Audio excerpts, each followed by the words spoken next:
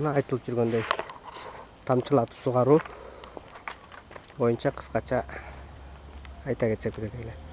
Бул жерде суу атайын өзүнүн скважинасы бар экен, суу өзүнчө берилет экен.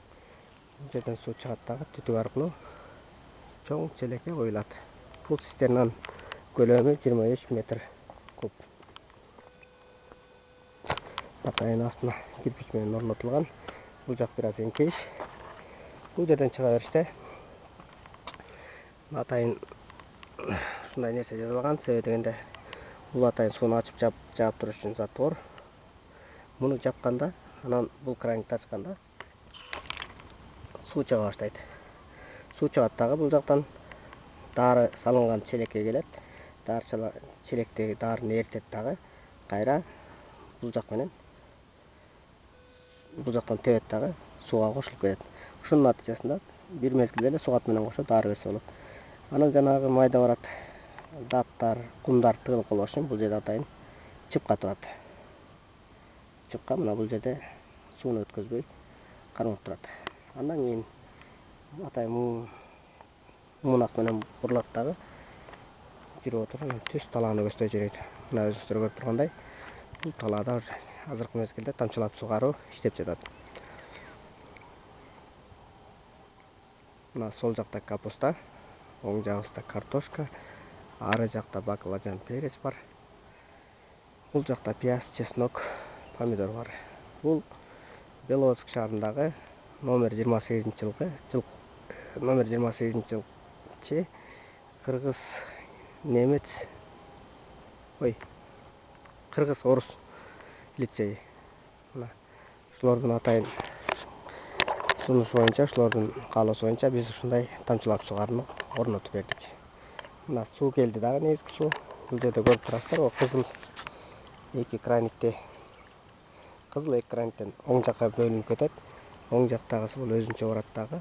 Тиги чекеде турган пияз, помидорлорду сугарат.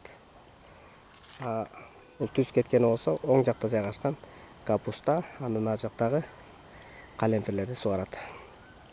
Бул жерде эки түтүк удаа кетет. 63кө түтүк, анан 32. Себеби дегенде 63тү кымбатыраак болгонуна байланыштуу аны мындай кылып тешип салганда коромжо болуп калат. Көрдүңөрбү? Ар бир 60-70 сантиметрден тешик бар. Ошон үчүн коромжо болбош үчүн бул кымбатыраак болгондуктан бул туруктуу болот дагы, мунун бир жеринен гана буга кошулат.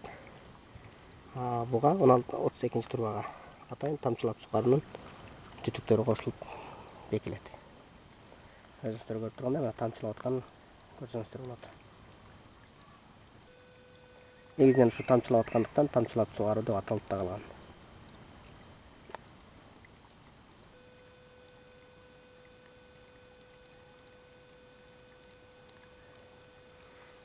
Ары барыштын кажети жок го дейм.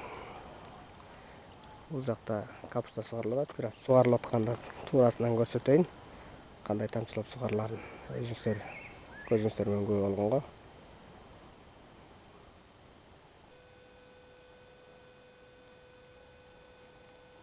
Ошондой эле мына бул жакта капуста жакта сугарылып атат.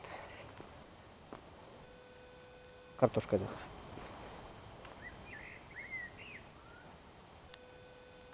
Негизинен тамчылатып сугаруу системасы ушундай болуп иштейт. Бул жерде бул көрүп аткан түтүкчөлөр 1 жылдык болуп саналат. Баасы да өтө кымбат эмес. Булар көп жылдык кылып колдонсо болот. Бул атайын 3кө бөлө турганды 32-жылык түтүктү 63кө түтүктү көп жылдык кылып пайдаланса болот. Ошондо 1 жылкы чыгымга негизинен бул челекти сатып алуу, даярдоо кетет. Башкы түтүктөр кала берет. Бул түтүктөрдү кийинки жылга жаңыртышка туура келет. Негизинен булар деле 1 жылдык деген менен 2-3 жылга иштеп бериши мүмкүн. Негизинен тамчылатып сугаруу боюнча ушул кыскача. Эгерде тамчылатып сугаруу коебуз же ушул боюнча кеңеш алып же жабдууларын алабыз десеңиздер, биздин инновациялык агрардык технологиялар борбору мекемесине кайрылсаңыздар болот. Биздин дарек Бишкек шаары Медеров көчөсү 68, телефонубуз Бишкек шаары боюнча 0312 54 17 28. Жеке номерим 05 72 42 97. Рахмат.